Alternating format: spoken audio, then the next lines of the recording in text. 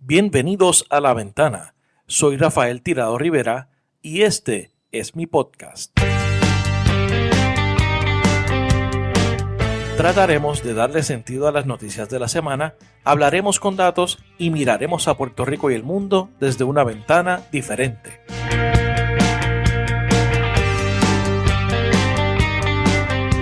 Bienvenidos al episodio número 28 de La Ventana.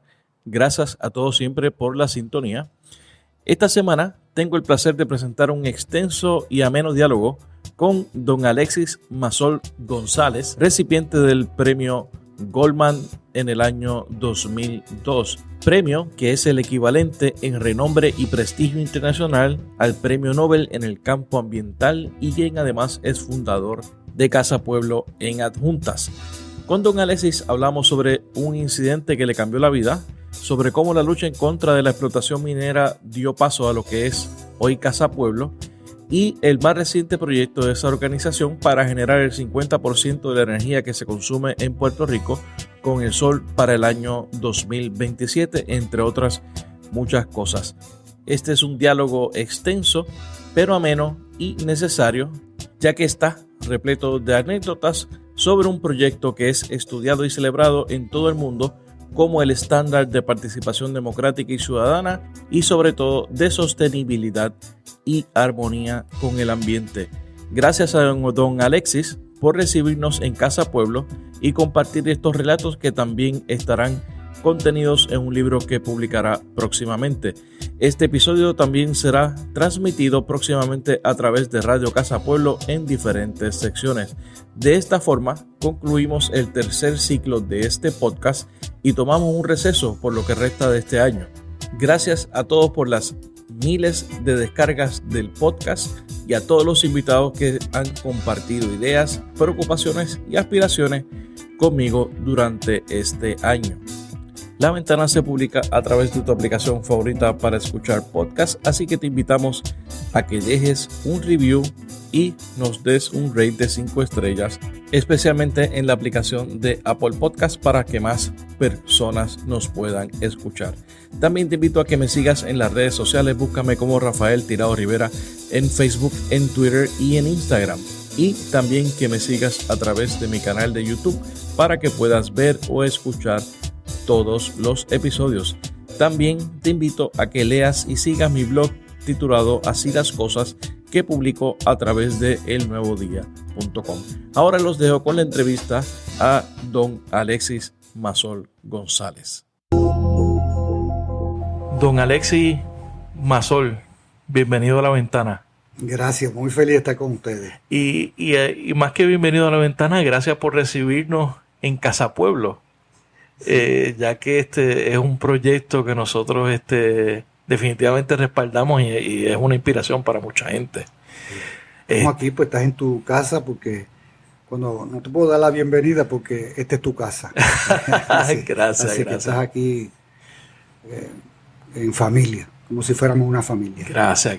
Estamos aquí en lo que es una de las organizaciones históricas de Puerto Rico que se ha convertido.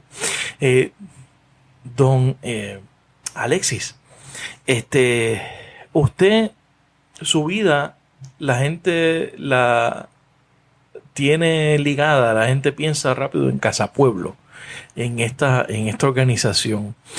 Pero me gustaría saber un poco más de usted. Usted nació aquí en Adjuntas y quiero conocer cómo fue esa crianza suya, cómo era el Adjuntas de cuando usted se crió, cuando usted nació, esa escuela, de dónde es que viene ese interés por la tierra, por todo lo que es Casa Pueblo y lo que se ha convertido.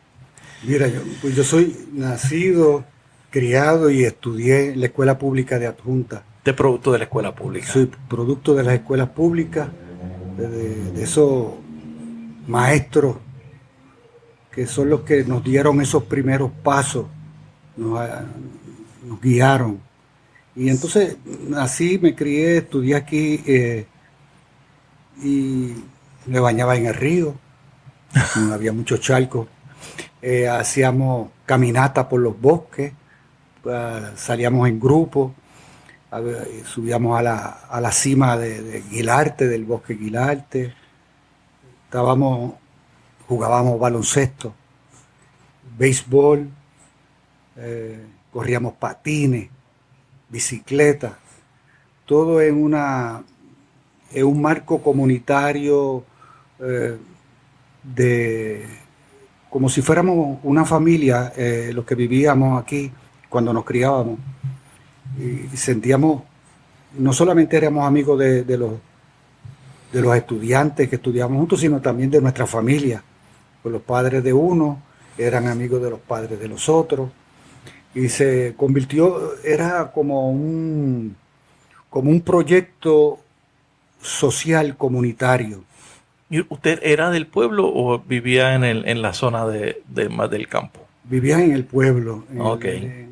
en una casa alquilada que en un momento dado había sido un cine, le llamaban el Teatro Patria. Ok. Y así me crié en el Teatro Patria, y corriendo por todos los rincones de mi adjunta, y eso me fue dando un apego, lo que le llaman ahora topofilia, que es el apego a la tierra, al lugar donde tú vives, a tus bosques, a tus aguas, a tus ríos.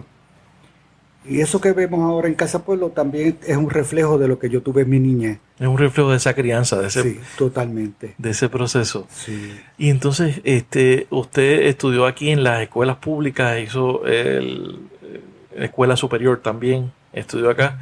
¿Cuándo fue que usted sale a estudiar a la universidad, a Mayagüez, que se hizo ingeniero? Porque usted decidió estudiar ingeniería. ¿De dónde es que proviene ese interés? La ingeniería viene como tenía buenas notas en matemáticas en esta área, pues me interesaba mucho también el desarrollo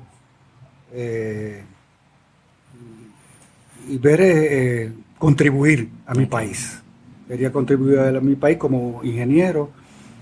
Sabía que la ingeniería es importante, como todas las profesiones y todos los oficios. Y me voy entonces en el 1960 a estudiar a lo que llamábamos el colegio. El colegio de Mayagüez. Colegio de Mayagüez.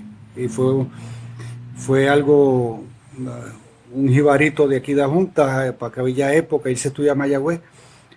Era algo complicado porque te separaba de tu lar, te separas de tu familia, y fue para mí una experiencia muy distinta, y los primeros años fue complicado para mí adaptarme. Tuve que dejar el baloncesto, el béisbol, dejar todos los deportes y ponerme a estudiar. ¿Y usted, jugaba baloncesto y pelota con grupos de amigos, o usted llegó a estar también en equipo? Sí, yo cuando de jovencito era catcher de las pequeñas ligas. De pequeñas ligas. Y okay, según fue desarrollándome, pues entonces jugué clase A, béisbol clase A. Ah, eso no sabía. Del equipo de adjunta. Ok. Y baloncesto, jugaba de adjunta, y teníamos un equipo que ya estaba inscrito en segunda categoría. Ok. Yo era playmaker. Me decían ese. Y entonces tenía el deporte para mí fue bien importante. Sí. Porque me ayudó a socializar. Me ayudó también algo que lo he aplicado después, que es aprender a dirigir. Okay. Y a jugar en equipo. Que eso es importante, es una destreza bien importante el deporte. Sí. La provee. Sí. Y entonces uno sabe que cada jugador cuenta. No solamente el cuarto bate y el pitcher estrella, sino que la segunda base es fundamental, la tercera es high field y jardín derecho. Jardín derecho. Entonces, eso me ayudó a mí poco a poco en el desarrollo de liderato. El deporte me ayudó mucho en el liderato, a poder después, cuando lo necesité, lo tenía guardado. Okay. La experiencia me había acumulado ese conocimiento que me ayudó mucho en Casa Pueblo. Entonces, usted se va a Mayagüez estudiar, ¿cómo fue ese proceso de transición? Porque había mucha gente de acá, de las juntas del área, estudiando ingeniería o con esas mismas preocupaciones. Cuando yo llegué a Mayagüez, habían pocos adjunteños, sí, habían 3. Antes que yo, 4 eran pocos, eran poquitos. Y cuando llegamos, el grupo de nosotros, creo que llegamos como 5. Y de los 5 terminé yo nada más. Ok. Y me quedé yo, no porque fuera el más inteligente, porque los muchachos eran todos estrellas, todos los que fueron allí. Pero fue entonces la otra cosa que me ayuda después, la voluntad. Okay. Hay que tener voluntad y el objetivo. Y entonces yo decidí, yo me voy a graduar. Okay. Y resulta que yo hice la escuela superior en 2 años. Me adelanté un año y fui a estudiar de 16 años nada más. Ok, joven. Entonces estaba compitiendo con estudiantes de Ponce High, de otras de otras escuelas privadas. Y entonces yo no estaba preparado académicamente en el sentido de que no tenía trigonometría, pero nosotros lo tenían ya. Okay. Y no tenía cálculo. Sí, que iba en desventaja. Iba en desventaja. Entonces, en el primer año fue complicado. Yo creía que no pasaba el primer año. Sí. Y yo fui a estudiar con beca. Okay. Por una beca de ayuda por la cuestión económica de mi familia. Claro. Entonces tenía que mantener la beca para poder estudiar. Y entonces tuve que hacer un esfuerzo tan grande que tuve que dejarlo todo por dedicarme a los estudios. Y entonces eso también me ayuda a posterior. Okay. Que hay que a veces tú tienes que hacer unas decisiones en tu vida que son definitivas. Me pasó después con lo que podamos hablar más luego. Pero eso me ayudó, me preparó en el sentido de tomar decisiones claves. En la vida hay unos momentos que son puntos de cambio. Que son determinantes en la vida. Determinantes. Y ese para mí fue determinante, porque si yo era un deportista y era amigo de tanta gente y jugaba en tantos sitios y sacaba buenas notas, pero allá no pude sacar buenas notas en mi primer semestre. Entonces lo dejé todo y los muchachos nunca me vieron, no me veían a mí. Yo estaba por la mañana estudiando, a las 4 de la tarde iba a la biblioteca todos los días, a las 6 salía a almorzar, a cenar, ahí en el mismo colegio, y a las 6:30 yo estaba en la biblioteca hasta las 10. Yo cerraba la biblioteca. Wow. Y después llegaba al apartamentito donde vivía. Y entonces, una metodología. Esa es la metodología que tuve que desarrollar, que fue bien fundamental. Y entonces, usted se dedicó a estudiar durante el bachillerato. No trabajó.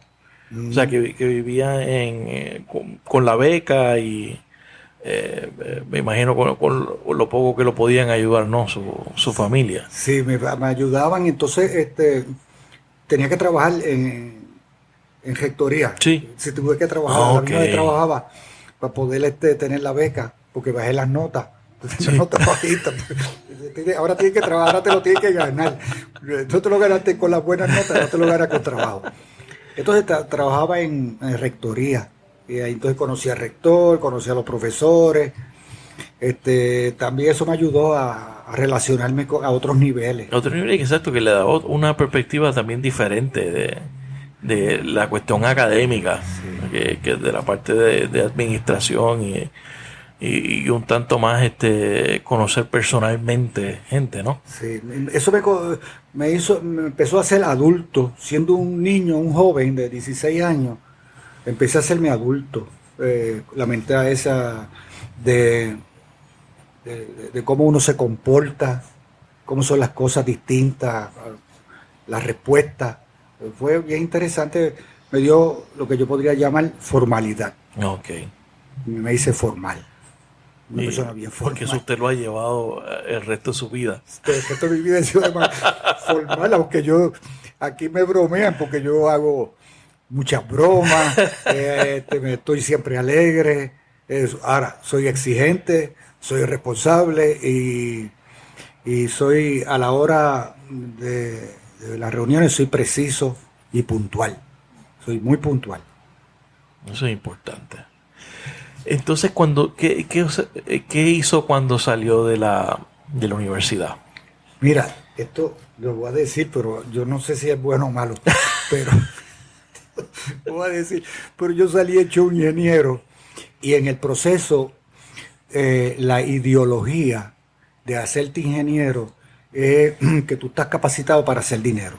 Entonces, tú te graduaste de una gran profesión, tú lo más seguro que vas a conseguir buenos empleos, claro, y vas a ganar buen dinero. Exacto, que rápido era ir, lo preparan para salir al mercado. Al mercado. Entonces yo salí así enseguida. Había ofertas por aquí, ofertas por allá, pero tenía esa mirada a la vida de tener... Yo salí casado y con un hijo. Ah, ok. Yo estaba casado y tenía un hijo cuando me gradué de Recinto de Mayagüez, tenía 21 años. Ok. Temprano. Sí, entré a los 16 y salí a los 21, 5 años. Salió con esposa, con el título y con el hijo. Sí, sí, y con la mentalidad de tener una gran casa, un gran carro, mis hijos van para el colegio. Ese cuando usted salió de la universidad, usted dijo, esto es lo que yo voy a hacer. Sí. Voy a seguir el camino de la consultoría, trabajaré en alguna empresa de construcción importante o lo que sea. ¿Y qué pasó? Pues entonces empecé cerquita de Adjunta, en Ponce, a trabajar, pero no quería algo más. Quería trabajar con empresas privadas. Okay. Trabajé al principio con el gobierno de Puerto Rico, okay, en carretera, construyendo carreteras. Pero pues yo aspiraba más. Entonces, pues como aspiraba más y en San Juan había tantas opciones, en la zona metropolitana, me fui a trabajar con un contratista, con Constructora San Miguel. Okay. Entonces con San Miguel, pues me dijo, pues usted te va a cargo de la construcción de ese edificio que tiene 16 plantas, usted va a ser el ingeniero residente y usted va a ganar este montón de dinero. Okay. Y yo felicísimo porque esa era la meta mía. Y ahí empecé ahí en la parada 18, el edificio Caso, en la parada al frente de la escuela, allí cerca de la Labra, y eso fue como empezar a cumplir los primeros sueños. Okay. Entonces pude comprar una casona allá en Guaynabo, y bien grande. Tuve más hijos, pero mi esposa no trabajaba porque mi esposa es maestra de inglés. Okay. Había sido siempre maestra de inglés. Mis hijos estaban en el colegio católico y tenía chofer y tenía carro. La casa tenía, yo me sentía tan orgulloso porque la casa era una casona bien grande y tenía alfombra, como decían, wall to wall. Wow. Pared a pared. Yo me sentía en las nubes, ¿verdad? Me sentía como... Y leo de Junta, ¿no? Es otra cosa. Sí.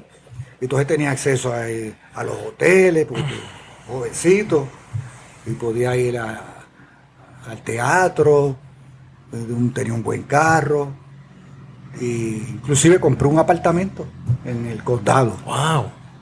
Tenía un apartamento en el condado, tenía muchas cosas así, y tenía una lancha. Una lancha la tenía ya en Boca de Cangrejo. Es como si estuviera hablando con otro Alexis Mazol. Sí, era otra persona. Es otra. Te digo por qué. Me lo han dicho todos los que me conocieron, ingenieros que trabajamos juntos, que no saben cómo es posible que yo esté aquí, una persona que no le gustaba hablar, una persona que trabajaba, que era eficiente, que era responsable y que tenía otra línea tan distinta a la que soy. Pues fue que pasaron muchas cosas para que hayan cambio. Cuénteme esas cosas. Bueno, pues estando allí, pues yo creo que perdí el norte de donde yo venía. Vengo de un pueblo sencillo como la palabra Juan, Adjunta. Adjunta. La zona metropolitana. De bañarse de río, de río jugar pelota con los amigos. Sí, Entonces, pues yo no, ahora yo no jugaba, yo iba al Irán Bison en palco, tenía un palco. Pagaba para ir a ver. Pagaba ver el juego. Yo estaba al frente, detrás del home plate. Tú sabes, Para ver a los cangrejeros. Para ver los cangrejeros. A Terín Pizarro, todos esos grandes héroes nuestros, ¿verdad? Del béisbol que le han dado tanta gloria a este país. Sí. Entonces esta vez yo pues era un observador, no era un protagonista o un actor. Entonces estaba muy bien económicamente, pero creo que yo estaba pasando por un proceso de deformación, creo así, porque tenía una formación comunitaria, de valores, de la vida de aquí, del amigo, de la amiga, del vecino. Y allá la situación allá es un poco más distinta, tú sabes, tú no conoces al vecino, no conoces al otro, no se sabe quién es tu amigo o tu amiga. Entonces, una vez me asaltaron, me pusieron un revólver aquí en la frente. Eso me sirvió a mí para preguntarme, oye, pero Alexis, ¿cuál es el rol tuyo aquí en la vida? ¿Qué tú haces aquí? Me jamaqueó, porque pensé, oye, si no estaba cumpliendo con una meta, con una misión. Todos tenemos misiones en la vida. Y entonces, después también conocí a don Juan Antonio Corregel, porque había un trabajador, un albañil, que un día me vio leyendo poesía. Y ese poema, esa es Distancia, de don Juan Antonio Corregel, y me encantaba ese poema porque Distancia, él decía, la patria son los ríos, las montañas, los bohíos. Y era lo que describía lo que yo había vivido. Y yo estaba con ese poema y me dijo, oye, ¿tú quieres conocer a don Juan Antonio Corregel? Y yo, me encantaría porque sus poemas son para mí extraordinarios. Y entonces conocí a don Juan, conocí entonces un ser humano especial, más allá de lo que podía decir la prensa o la política. Era un hombre muy profundo, muy serio, muy familiar. Y entonces el otro asunto del encontronazo entre la vida y la muerte, nos sentamos mi esposa y yo, digo, vámonos de aquí. Esto no es lo que queremos para el resto de nuestra vida. Vámonos para Adjunta. Regresamos a Adjunta y como ella era maestra, yo dejé todo. Me vine con una station wagon y ya a una propiedad que había comprado en el campo, en la Olimpia, una casa que estaba construyendo. Y nos vinimos con los 4 hijos y a Tinti, que es mi esposa, le dijeron, mira, hay una plaza de maestras de inglés aquí en Adjunta, ¿te quieres venir? Y le dijeron, si quieres venirte, te tienes que venir mañana para darte. Ella se vino en carro público, con 4 niños. Ella se vino antes. Sí, y se vino, cogió el empleo, los niños se quedaron en casa de los abuelos, paternos y maternos. Yo me quedé resolviendo allá y vendimos la casa y yo me regresé, y me acuerdo que yo regresé en una station wagon que llevaba una cabra, gallina, pollo, guinea, traía como el arca de Noé. Yo llegué a Adjunta, eso era para mis hijos, y con eso fue con conejo. Eso era lo que en mi tierra prometida, con lo que yo le iba a ofrecer a mis hijos. Pues una relación con su tierra, con los ríos, lo mismo que yo ya había tenido. Y entonces ellos empezaron a vivir la vida campesina. Entonces, vamos a regresar a ese momento del asalto. ¿Eso fue en dónde? Eso fue, yo estaba trabajando en esa época en Villas del Paraná, que es así, cuando está saliendo hacia Caguas, eran unas casas muy costosas. De hecho, el que la compraba tenía derecho, o sea, eran tan caras que uno tenía que ponerle la alfombra que quería, el color de los inodoros, el color de la que la podía escoger todo, y el color de la. Y entonces uno estaba allí con un personal y él tenía la nómina. Antes se pagaba en dinero efectivo. Okay. Y entonces eso estaba en mi oficina. Okay. Y había había alguien que ya sabían dónde llegaba la nómina todos los viernes. Y entonces llegó y procuró por el ingeniero Masol, La puerta estaba cerrada, pero cuando se abrió, ahí sacó un arma y me la puso aquí en la frente. Wow.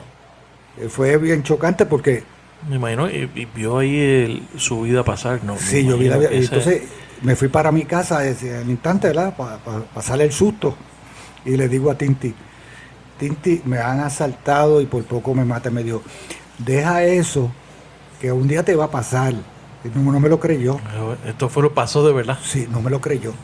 Y como a los 10 minutos llegó la policía a entrevistarme y entonces enseñarme unos retratos y me dijeron, esto es un poquito gracioso, pero siempre lo recuerdo. Me dijo, ¿podría describirnos el arma con que lo asaltaron? Yo dije, no, yo no sé de arma, no conozco armas de ninguna clase, pero era un calibre 38 y no sé lo que es un 38. Y pues díganos cómo era el cañón, porque eso también ayuda a nosotros a identificarla. Yo lo vi como así de grande. Y me dijo, señora, usted lo han asaltado con una bazuca. El susto que pasé, vi el cañón bien grandote. Me imagino que después uno es que se ríe, ¿no? Después eso fue un chiste. Fue el gesto de la vida. No en ese momento. Sí.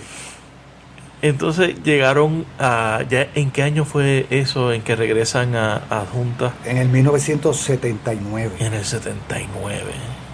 O sea, que básicamente usted llega en el 79 y ya en el 80 comienzan a cambiar las cosas para usted. También. Después, no hace un año yo que estaba otra vez en un reencuentro con mi alma y mi espíritu, eso fue lo que yo hice. ¿Y cómo fue ese reencuentro? Pues la casa de nosotros todavía está allí, y la vive mi familia. La hicimos en una montañita donde está el bosque de la Olimpia. Okay. Y entonces vivíamos apartados. Había un camino bastante lejito donde vivíamos. Entonces vivíamos en armonía con la naturaleza, los 4 niños, con las vacas, con los conejos, la cabra, la yegua, tú sabes, vivíamos en otro mundo. Y entonces yo estaba en una recuperación de mi espíritu y de mi alma y de la soledad. Empecé otra vez, entonces encontrarme con la soledad. Fue un proceso bien difícil para mí, porque había acostumbrado a aquello de desintoxicación. Eso mismo. Empecé a escribir poesía. Okay. ¿Nunca lo había hecho? No, nunca había escrito poesía. Y entonces montamos una librería en un carretón. Porque como me gustaba siempre la lectura, por eso puse un carretón y puse librería Palenque. Y durante ese año yo me dedicaba a vender libros. Iba al instituto, como yo conocía la tertulia, todas las librerías allá en Geopiedra y el instituto, y compraba libros, y eso fue acercándome otra vez a mi gente, a través de la lectura y de la cultura. Okay. Cuando entonces sale un titular en el 1980 que decía, decidida la explotación minera, a explotar las minas de cobre, oro y plata, millones de dólares en ganancias y miles de empleos. De la nada, la comunidad usted no lo sabía. La comunidad no lo sabía. Eso fue, usted se levantó literalmente un día y vio el titular. Un 31 de agosto del 1980. Wow. Entonces, la cuestión es que como soy ingeniero y soy ingeniero civil y sé lo que es movimiento de tierra, construcción, todas esas cosas. Lo que viene lo vi enseguida. El primer día que yo le dije, no voy a decir la palabra, pero fue más o menos, esto está complicado. Y me dije, como hablándome a mí mismo, dice, Alexis, vas a tener que trabajar, vas a tener que actuar. No te puedes quedar ahora como un espectador de lo que va a pasar a tu pueblo y a tu gente, y a tu tierra y a tus aguas, porque esa topofilia que venía conmigo siguió. Y ahí entonces que, entendiendo de inmediato lo que había que hacer, pues Tinti y otras personas decidimos organizarnos como grupo comunitario. Ese es el punto de partida. Ahí es que nace lo que es hoy Casa Pueblo, que era taller cultural, el taller de articultura de articultura. primero, por qué ese nombre y por qué organizan así entonces y cómo comienza a organizar la resistencia a esos planes de las minas? Mira, esto es bien interesante, ese nombre, esa pregunta que tú haces, porque a veces como que eso pasa desapercibido. ¿Por qué Taller de Arte y Cultura de Junta Inc.? Y es que el grupo que estábamos, los que nos reunimos, discutimos cómo íbamos a hacer la estrategia de lucha. Okay. Antes que nosotros, aquí hicieron unas luchas políticas importantísimas. El Partido Independentista Puertorriqueño, el PCP, la Liga Socialista, otras organizaciones políticas. Y entonces habían hecho una gran contribución porque habíamos aprendido ya, empezamos de cero. Claro. Ahora, lo que sí nosotros decidimos fue hacerlo, la organización basado en la gente que vivía aquí, okay, en la comunidad. No de este partido, era amplio, un movimiento. Y entonces se da un debate entre nosotros porque algunos planteaban, puede ser el movimiento antiimperialista en contra de la explotación minera. Claro. Otro, es el movimiento de liberación nacional antiminero. El otro decía, y entonces...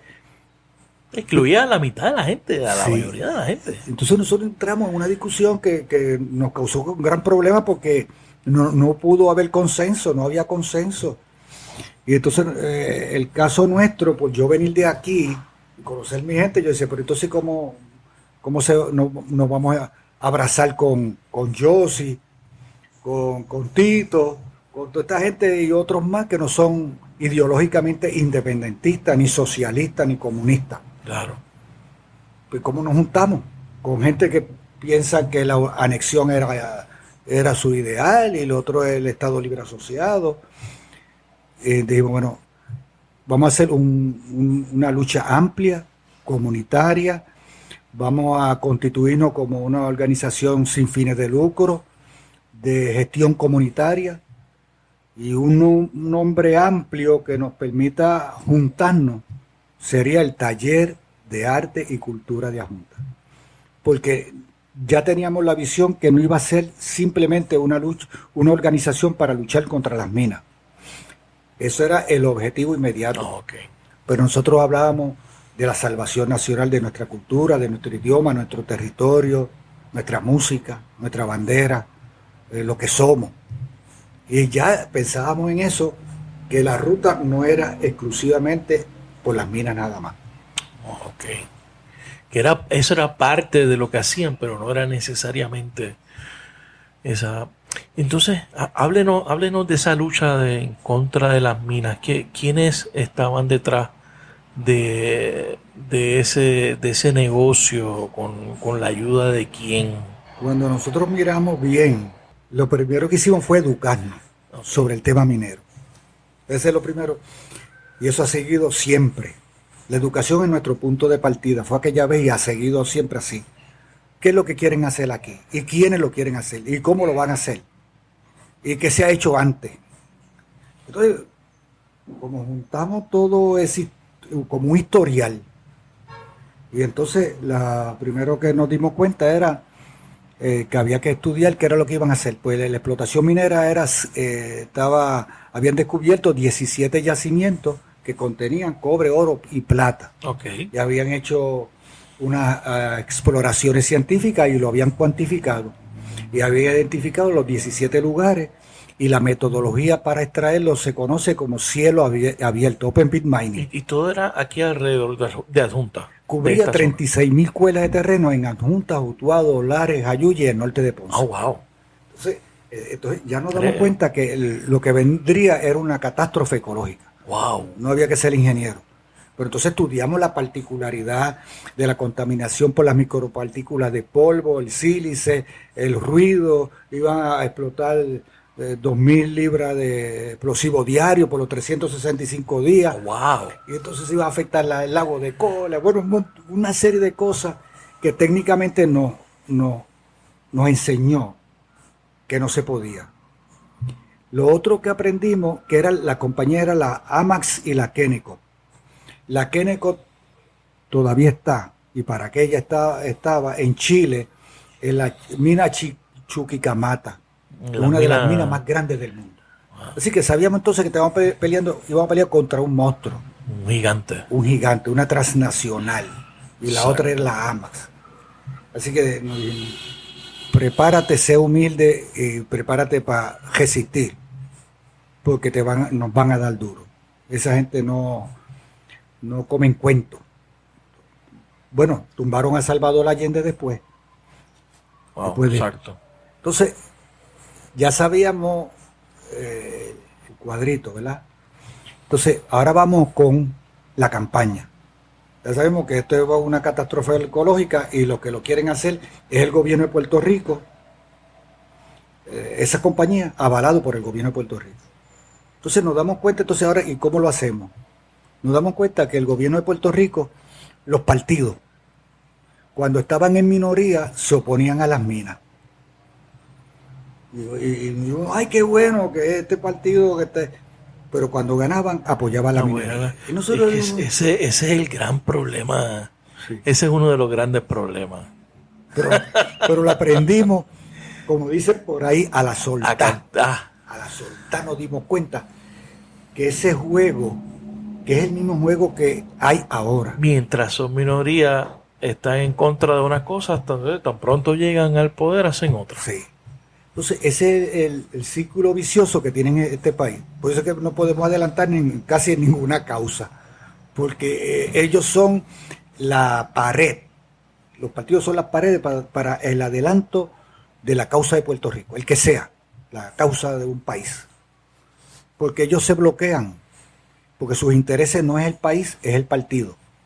Y el partido, pues lo que quiere es ganar el poder, para administrar la colonia y mantenerse ahí y repartirse el botín. Y para hacer lo mismo, y los que se benefician son los mismos. Siempre. Tiene que haber alguna forma de romper ese. Entonces nos dimos cuenta ahí por ahí. Dijimos, nosotros tenemos que tener voz propia. Así, olvídate de los partidos, no empieces a convocar para invitar al alcalde que estuviese en ese instante, porque ese alcalde te va... en algún momento se va en contra o te va a favor y te usan. Hay veces que están en el poder y te apoyan. Pero es una manipulación de las comunidades. Eso es lo que hemos aprendido después, todo eso, pero lo estábamos aprendiendo en caliente, a cantazo. Y entonces dijo, pues tenemos que tener voz propia y no tengamos alianza con partidos. ¿Tú sabes qué pasó? Nos quedamos solos. Porque son los partidos ahí donde hay que estar la gente, en este partido y el otro. Pues si tú no estás con el azul, o no estás con el rojo, o no estás con el verde, o no estás con aquello, pues no tienes gente. O sea que ustedes convocaron a la gente. Convocamos a la gente, tú sabes, mira. ¿Me apareció? Mira, pero antes de decirte, pues convocamos a la gente y realizamos la primera jornada antiminera y vino una sola persona a la plaza. ¡Wow! Porque como no teníamos aliados. A la primera actividad. A la primera. Ahí está la foto ahí en Casa Pueblo.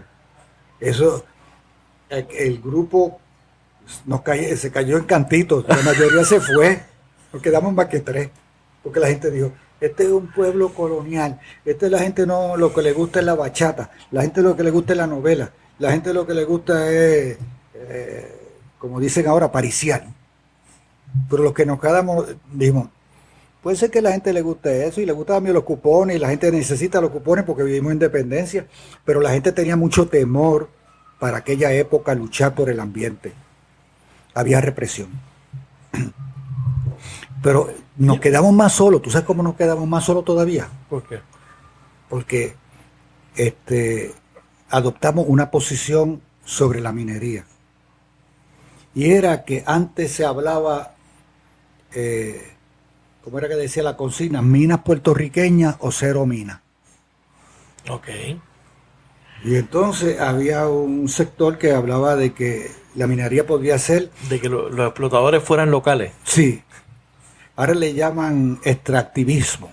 Ahora allá en Ecuador, en Chile, Bolivia, en Argentina, para no decir explotación minera porque suena feo, le dice extractivismo. Pues... porque los explotan ellos mismos. Claro. Entonces, allá en Ecuador, pues lo explota el gobierno de Ecuador, ¿verdad? Entonces le dice extractivismo, pero es lo mismo. Entonces, cero minas. Entonces había un sector que pensaba que la República de Puerto Rico, la base material para sostener era por las minas. Y era un razonamiento lógico porque eran minas puertorriqueñas, son recursos naturales nuestros. Claro. Y había otros que planteaban que la minería podría ser la base material económica para la anexión a Estados Unidos. Esto es lo que tenemos para ofrecerle a Estados Unidos. Y entonces el otro pensaba, los de Lela pensaban lo mismo. Esto para ganar autonomía, o como se llame. Y nosotros, la posición nuestra, que es que nos quedamos bien solitos. Cero minas en la colonia o en la república. Wow. Y esa era una consigna demasiado violenta. Es fuerte, porque entonces aislaba también a los aliados naturales, que eran los grupos de izquierda socialistas, sí, o independentistas, y obviamente al resto de los grupos. Y esos aliados naturales que habían dado una lucha extraordinaria desde los años 60, que habían contribuido a salvar el país antes que nosotros, pues entonces nos miran de lejos porque tenemos una opinión, una posición, que de hecho terminé un libro que habla de ese concepto, voz propia. Los grupos comunitarios que no tengan voz propia están destinados al fracaso. Y eso aunque estamos brincando, todo movimiento o grupo comunitario que defienda la lucha contra el carbón o la lucha por lo que sea, que se haga alianza con los partidos y los políticos, no avanza, se desintegra. Deja de ser comunitario. Deja de ser comunitario y pierden el desarrollo del protagonismo. Pues la comunidad tiene que tener actores y protagonistas. Y esos protagonistas son la comunidad y los que meten mano, los que luchan, el que hace el donativo, o el que reza, o el que va a la marcha. Es una cosa un poquito, no es muy compleja, pero hay que entenderla. Entonces el grupo comunitario no avanza, se queda en esa lucha ambiental. Pero cuando tú tienes voz propia y hay otro principio que lo describe el libro que terminé de escribir, que es de sociología de Alain Touraine, que habla del principio de identidad, el principio de oposición, y ese principio de identidad es que el grupo tenga identidad propia.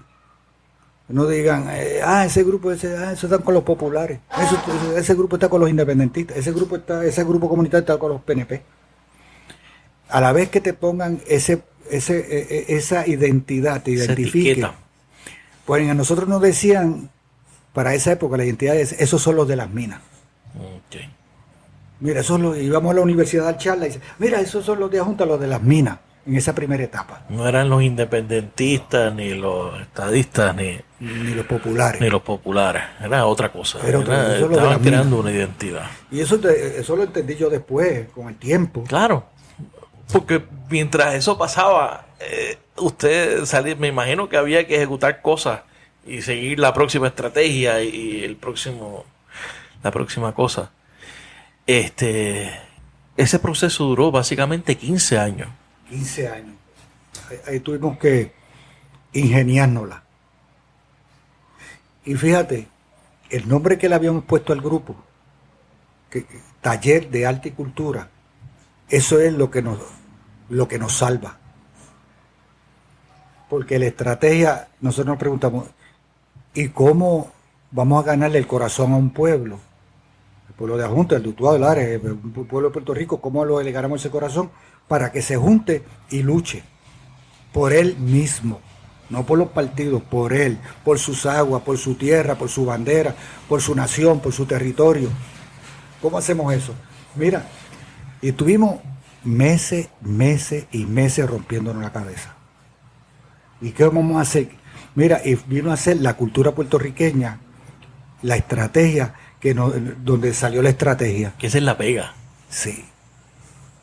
Y creamos un concierto que se llamó Concierto Patria Adentro, que estaba integrado por un grupo de músicos y trovadores, un grupo de baile folclórico infantil, unos artesanos y unos narradores. Y en una sábana proyectábamos, íbamos cantándole sí a la vida y no a las minas. Mira qué consigna tan sencilla, sí a la vida, no a las minas. Y la gente veía, y la música típica, la gente iba a escucharla, era simpático el mensaje. En el medio, en la pausa, se daba una breve charla. Y entonces el protagonista no vino a ser el orador que venía de San Juan a dar un discurso elocuente sobre la minería y los efectos de la minería, sino que la cultura puertorriqueña era la que era el actor y protagonista principal. Que atraía a la gente y era lo que abría el oído. Uh-huh. Ese mismo. A ese entendimiento. Entonces, grupito que habíamos un Volkswagen, como decía por ahí. Pues, bueno, son 3 o 4 gatos por ahí, así hablaban. Pero de momento se multiplicó. Y entonces el grupo de baile folclórico eran como 15 o 16. Pues tenían 15 o 16 padres y madres, y la abuela, y los tíos, y los músicos, la novia, y que venía todo en el paquete. En el paquete venía todo compuesto. Y fue entonces de una manera elocuente. Yo creo que uno de los discursos de más elocuencia que yo he escuchado por ahí, aparte de don Pedro Albizu Campos, ese para mí fue un gracias, porque era un discurso que se entendía por todo. Y entonces, como Manuel Seno Gandía dice, con discurso elocuente no se mueven montaña, como con el aire de un abanico no se perforan cordilleras, pero este discurso sí movió montaña y perforó cordillera. Wow. Y entonces, ¿cuándo es que se convierte ese proyecto? ¿Toma los rasgos o se convierte en lo que es Casa Pueblo? Mira, esa pregunta es bien importante porque pues, las cosas iban marchando bien y hacíamos festivales de chiringa y la cultura iba marchando bien. Okay. Y no solamente era el concierto Patria Adentro, hacíamos festivales de chiringa, certamen literario, dábamos películas documentales en las escuelas, hacíamos muchas actividades, presentábamos libros, exposiciones de pintura. Okay. Todo eso iba a la misma vez. Y vimos una vez, pasamos por ahí, vimos una antigua casona del siglo XIX, de principios del 1903. Y nos preguntó, oye, ¿por qué no queremos esa antigua casona? Y la convertimos en la sede permanente, como un centro cultural independiente. En vez de estar reuniéndonos en la casa, por casa de los amigos y de las amigas, de los compañeros y compañeras. Y ahí entonces adquirimos esta casa de pueblo con mucho esfuerzo, mucho donativo, muchas cosas, la casa se estaba cayendo. Y convertimos entonces en una casa para el pueblo. Entonces, en el proceso de identidad, de ahí para adelante, ya no nos decían, estos son los de las minas, estos son los de Casa Pueblo. Okay. Y eso es lo que le da el principio de identidad al de Casa Pueblo, que todavía sigue. Que vino con la sede. Con la sede. Los diferencia a ustedes porque ustedes son los que tienen el lugar, que hacen cosas allí, que tienen una serie de proyectos, tienen una sede, son de verdad. Sí. Eso le da un tanto de formalismo, ¿no? Se da formalismo y le da a la gente un sentido de pertenencia. Eso es básico, eso es fundamental en las luchas y en los cambios. Tiene que tener un sentido de pertenencia. Esa es mi casa, pueblo. Entonces todo lo que hacemos aquí, una de las primeras cosas que hicimos fue esta biblioteca en el sesquicentenario de Eugenio María de Hostos, llamada la Biblioteca Hostos. Entonces el proyecto camina, se desarrolla de lo local, se construye local con proyección nacional y también con una mirada global. Eso lo fuimos haciendo sin darnos cuenta. No fue nadie que escribió ese libreto. Volvemos a lo mismo, que es mientras ustedes hacían, Ajá. mientras les funcionaban las cosas, me imagino que hubo 20 cosas que no les funcionó también. Sí, había cosas problemáticas. Pero nos dimos cuenta una vez que teníamos la casa, coincide con Hosto, queremos una biblioteca, porque era una de las cosas que soñábamos, y vamos a un programa de radio por WPAB en Ponce, anunciamos que queremos una biblioteca. Y entonces la periodista Blasini, Janet Blasini, me dice, Alexis, ¿y con cuántos libros cuenta? Yo, con ninguno. Tenemos los anaqueles que son los mismos que existen al presente, porque también hay que tener humildad. Entonces, están vacíos. Mira, empieza a llamar la gente a la emisora y llama una persona que no me acuerdo su nombre, de momento, pero está escrito. Y dice, quiero decirle que yo tengo los 22 volúmenes de Eugenio María de Hostos, incluyendo La Madre Isla, que usted ha hablado tanto de Madre Isla, pues tengo ese. Y yo, ay, qué bueno, muchísimas gracias, sí. ¿Y qué podemos hacer? No, cuando termine pues, de la entrevista, pase por la calle tal sitio y vaya a buscarlo. Entonces, nosotros veníamos locos de contentos porque nos dábamos cuenta, y ahora nos pasa lo mismo, todos los 38 años nos pasó, los cambios son posibles. La gente está pesimista por ahí, y nosotros bien felices porque sabemos que si usted lucha y sabe cómo luchar, y usted tiene seriedad y respeto, y usted tiene objetivo, eso de que tanto hablan por Puerto Rico ahora mismo, que si hay otro país posible, pues por ahí nadie dice, imposible cambiar este país. Pero nosotros en Casa Pueblo dice, otro país es posible. Que ustedes lo hacen todos los días. Lo hacemos todos los días y lo vivimos. Entonces, ¿cómo eso ustedes quieren la casa en qué año? En el 1985. En el 85 ya. Sí. Ok.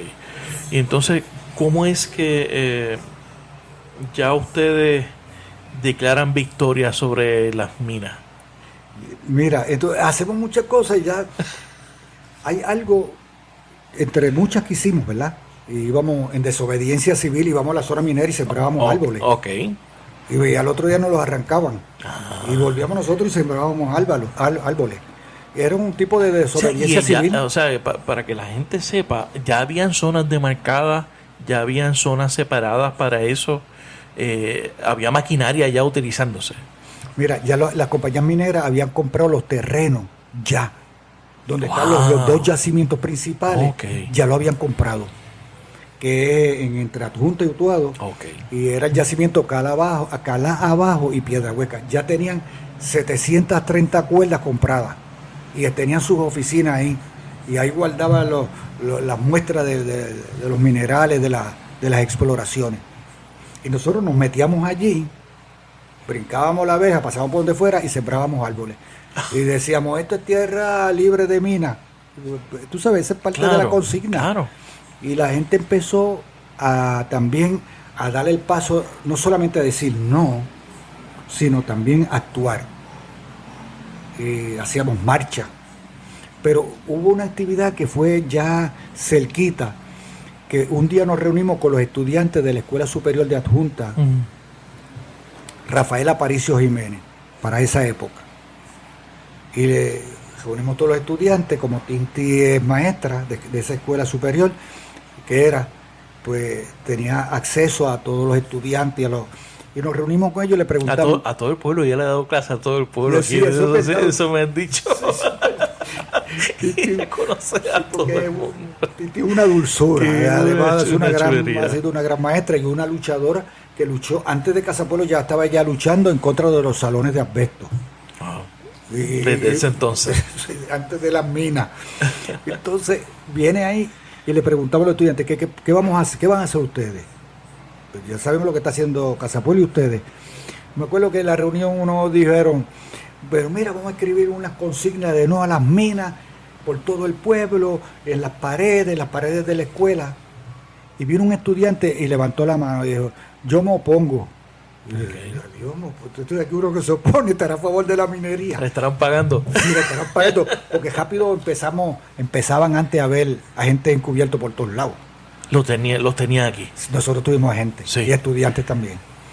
Entonces, después salieron las carpetas, los nombres y toda esa gente.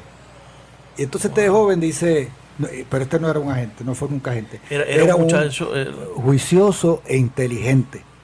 Y dijo, nosotros vamos a ganarle el rechazo del pueblo porque vamos a dañar las paredes de los negocios y las paredes de la escuela que está tan linda y la vamos a ensuciar. Claro. Y entonces eso no va a atraer público. Entonces, caímos en cuenta todo. Entonces, vamos a hacer otra cosa distinta. Toda lucha tiene que ser ingeniosa. Eso la rutina esa de estar pegando paquines por todos lados y en los postes, ya eso se acaba. Y eso sigue repetir lo mismo y lo mismo. Pero nosotros teníamos que ingeniárnosla. Y resultó, para hacer corto ese cuento, con realizar una conferencia de prensa que llamamos conferencia de prensa desde el cielo. Eso por eso es como una loquera, ¿verdad? Una locura. Y consistió en que vino el Canal 4 en helicóptero, otros medios vinieron por automóvil y el lente del Canal 4 captó desde arriba, desde el cielo, los 800 estudiantes que bajaron al estacionamiento y escribieron con su cuerpo uno al lado de otro, no minas. 800 estudiantes hablaron a la misma vez y dijeron lo mismo. Ese fue jaque mate a la minería. Los jóvenes, los niños. Bueno, nosotros hicimos muchas cosas, pero sí, esos jóvenes con una estrategia de lucha, y después salió en los periódicos, en nóminas por todos lados, y no pasaron 3 meses, el gobierno firmó una ley prohibiendo la minería a cielo abierto. Wow. ¿Qué es? Y por eso le pregunté ahorita que ya había maquinaria. No es que eran unos planes, no es que tal vez de aquí a 5 años, es que ya estaban trabajando allí. Y ustedes lograron paralizar la explotación y cancelar, lograron que el gobierno se moviera y cancelara a través de una ley, prohibiera la... Eso fue algo mágico, pero no es que es mágico. Algunos dicen que lo que nosotros hacíamos eran actos de fe. Yo creo que sí, nosotros hacíamos actos de fe, pero eran fe con obras. Fe con obras. Porque la Biblia habla que la fe sola no cambia. Tú tienes que tener una fe con obras para que haya cambio. Entonces, como quiera que lo que querramos mirar, podemos decir que teníamos estrategias comunitarias. Claro. Teníamos el concepto de democracia participativa, donde todo el mundo cuenta. El que hacía chiringa contaba, el que las volaba, el que donaba el trofeo, el que hacía esto, el que sembraba árboles. Entonces, esa es la mirada que hay que tenerla para el día de hoy. No podemos quedarnos en lo mismo y saber que uno es periodista y es importante porque distribuye la noticia, informa. Pero entonces aquel es carpintero, pero aquel carpintero es importantísimo también. Y la señora que va a la iglesia, que reza por Casa Pueblo, como nos han dicho aquí, Alexis, yo lo único que hago es rezar. Que no va a las marchas, pero reza. Y yo le digo, pues usted es la primera que está en la marcha. Y usted y yo íbamos abrazados al frente de la marcha en contra de gasoducto. Esas son cosas que hay que entenderlas para poder quitarse el pesimismo, la impotencia y de que otro país no es posible. Entonces, luego de eso, en el 2002, todo eso que usted sembró, esa visión de lo que es Casa Pueblo, la lucha en contra de las minas, los proyectos que ya se estaban realizando aquí, le confieren el premio Goldman, que es el Nobel ambiental. ¿Cómo usted se sintió cuando usted recibió esa llamada? Mira, y le dijeron, Alexis Mazor te acaba de ganar este premio? Eso fue ¿Cómo fue eso? Pues obviamente la lucha es una lucha compartida. Pues llamaron una noche a mi casa a las 6 de la tarde, Tinti cogió el teléfono y dijo, ¿is Alexis available? Entonces, Tinti le dijo, sí, él está disponible, pero sí en español. Entonces no sabíamos, me preguntan, ¿usted sabe lo que es el premio Goldman? No, no sé qué es eso. Mire, el premio Goldman es un premio bien tal, bien importante, reconocido a nivel mundial. Ese premio no son una serie de organizaciones las que estudian y señalan. Nadie propone los candidatos, son unas organizaciones mundiales. O sea que no hubo una campaña de vamos a nominar a... Sí, no era así. Y me dijo, usted ni lo sabía. No, y me siguen haciendo preguntas. ¿Usted sabe que este premio reconoce a un ciudadano por cada continente del mundo? No, no sabía eso. ¿Usted sabe que este reconoce a un ciudadano luchador por todas las islas, naciones del mundo? Yo no sabía que cogía a un ciudadano por todas las... Pues son uno por cada continente, por los continentes, y uno por las islas, naciones. Queremos decirle que usted ha sido escogido por todas las islas, naciones del mundo, como el premio Goldman 2002.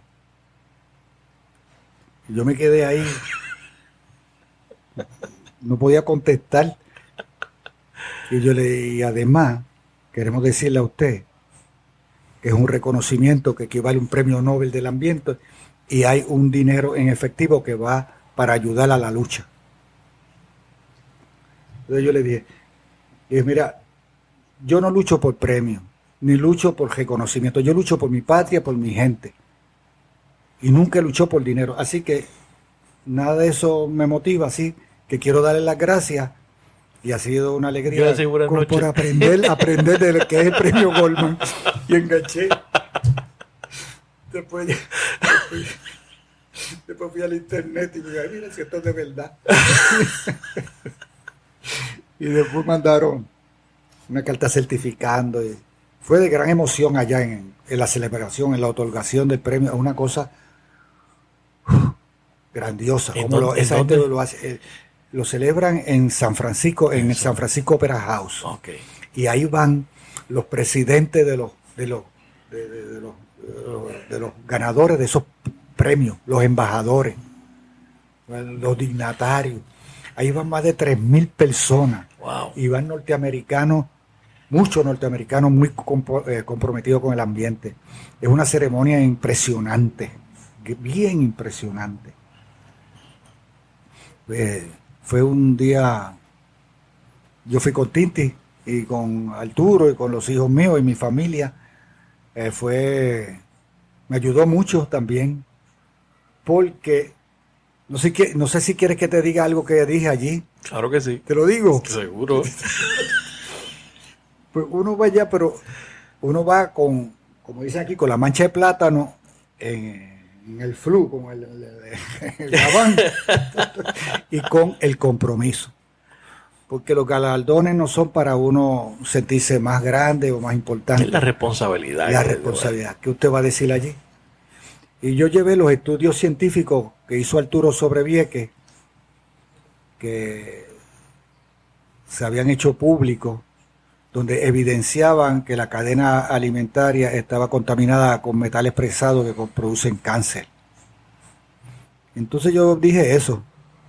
Entre otras, aquí traigo el documento tal para presentárselo al presidente de los Estados Unidos.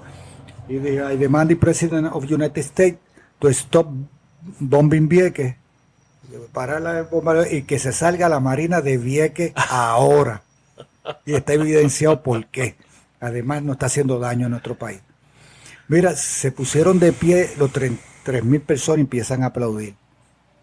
Eso me dio a mí un conocimiento de que la lucha que se estaba desarrollando en Adjunta local y la lucha de Adjunta y de Casapueblo, que tenía proyección nacional, tenía una resonancia global.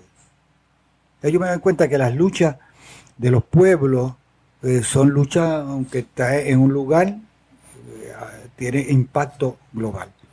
Y de ahí ya nosotros veníamos practicando en el proceso, pero ahí me di cuenta que hay tantos y tantos aliados fuera de Puerto Rico, en todos los países del mundo, que ya somos boricuas, somos puertorriqueños, esta es nuestra nación, pero nosotros somos ciudadanos del planeta Tierra. Exacto. Y desde entonces, me imagino, es que comienza ese peregrinaje de muchas personas de alrededor del mundo que vienen a Casa Pueblo a estudiar, a ver lo que están haciendo aquí, esta gente que hace, sí, por qué funciona. Vienen muchos, especialmente después de María, que sí, tenemos un proyecto especial, pero ese punto de partida, como nos dijo, como que puso la huella, patentizó que nuestra lucha es global, claro, desde lo local, claro, y es patriótica, es una lucha patriótica, y nos sirvió para mirar más allá de las montañas de Adjunta y más allá del Mar Caribe y del Océano Atlántico. Sabemos que tenemos una agenda planetaria. Entonces, luego ustedes entran en otra lucha. Ya pasó bien que entran en contra de la lucha en contra del gasoducto. Aquí, antes del gasoducto, entramos en una nueva etapa, que era el de la protesta, ¿verdad? Ok. Las minas, no a las minas. Exacto. Y la ganamos. Exacto. Y la ganó el pueblo de Puerto Rico. Hago la corrección. La ganó el pueblo de Puerto Rico. Entonces, Casa Pueblo se decide qué vamos a hacer ahora. Pues ya la meta específica era parar las minas. Ya estamos felices. No va a haber más pueblos fantasmas. No vas a contaminar las aguas. Decidimos evolucionar. Evolucionamos del discurso de la protesta sin descartarla a la propuesta. Y proponemos, diseñamos, hacemos un plan estratégico con gasónomo, expertólogo, para transformar la zona minera en el bosque del pueblo. Y ahí se da otra lucha. Ahora no era no a las minas, ahora es bosque sí. Ahora, ¿qué es lo que vamos a hacer con ese espacio? Y logramos el bosque y después dijimos, ahora queremos manejarlo. Que es el primer bosque que la comunidad lo maneja. Sí, y entonces logramos un acuerdo con Recursos Naturales que está desde 1996 estamos manejando, exacto, ese bosque hasta el día de hoy. Okay. Y entonces estamos demostrando también que las comunidades y el país tienen la capacidad, que no es el gobierno nada más el que puede administrar y gobernar. Aquí hay un proyecto de gobernanza comunitaria. Lo único que aquí no hay es corrupción. Que eso suena poco, pero es mucho. Pues el país te encanto. 73,000 billones. Billones en deuda. Cuando empiezan a hacer para atrás de dónde qué pasó con esto, pues ahí encontrarán unas claves por eso. Pero mira, cambiamos de la protesta a la propuesta y de ahí es que siguen haciendo el Café Madre Isla. El Café Madre Isla. Que nos autosostiene económicamente. Okay. La Radio Casa Pueblo, la escuela de música, el Bosque Escuela. Entonces, esto sigue evolucionando. Que ha sido creciendo, con proyectos alternativos y autosostenibles. Esa es la línea nuestra. Entonces,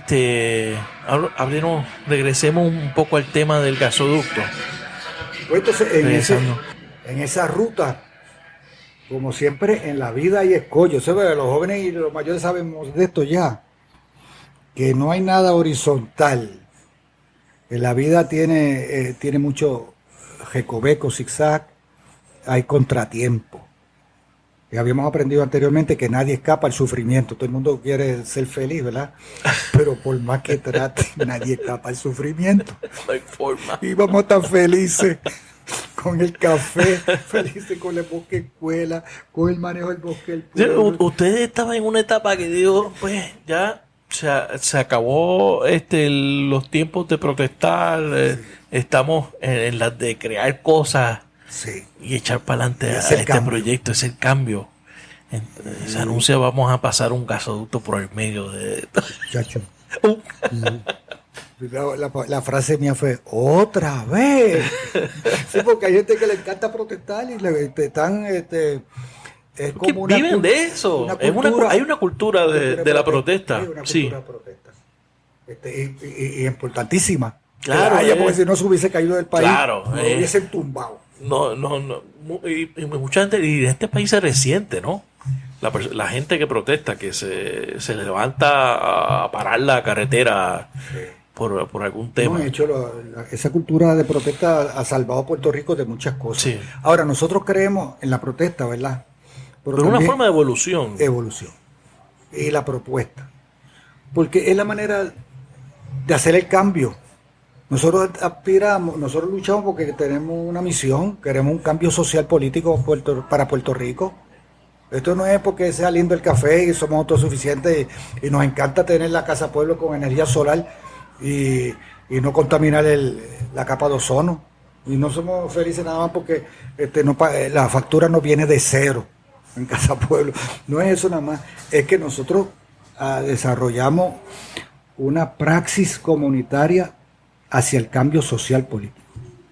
¿Qué es eso de cambio social político? Dentro de la visión de usted, ¿qué significa eso? Mira, nosotros tenemos una praxis comunitaria de gobernarnos. Entonces, en esa gobernanza tenemos un café, digamos. Estamos aprendiendo a ser eficientes. Tenemos que saber de economía. Tenemos que saber de café. Tenemos que saber de distribución. Y tenemos que aprender de esa parte de la economía. Pero entonces tenemos que saber también de la energía. Entonces sabemos que el carbón y eso contamina y qué sé yo qué más. En ese proceso de todas esas cosas que venimos haciendo, tenemos una bosque escuela y tenemos entonces una escuela de música. En toda esa etapa, nosotros estamos trabajando por un cambio social en la comunidad. Nosotros rompemos dependencia. Nosotros no practicamos la dependencia. Es un proceso de cambio. Y el proceso del cambio político empieza desde nuestra mirada, desde el cambio social. ¿Qué país queremos políticamente? Bueno, si tú vas a y pones al otro cada 4 años, no va a haber ningún cambio. Lo que cambia son de gente. Pero es el mismo modelo. Entonces, Pueblo está presentando un proceso, una praxis, donde la comunidad va cambiando, dejando atrás los modelos de dependencia, de extender la mano, donde se hace responsable, donde busca alternativas, donde empieza a convertirse en un hombre y una mujer nueva. Empieza a ser otra forma de ser, de mirar las cosas. Ese proceso es el que nos va a permitir en un momento dado, que puede ser poquito o largo, pues no sabemos cuándo sea. Porque la llamada de los Goldman nadie la esperaba. Claro. Y esto que yo estoy hablando tampoco, que nadie se desespere, porque dicen, eso no se va a dar. Bueno, allá tú. Pero ese cambio se da porque es un proceso que se va construyendo.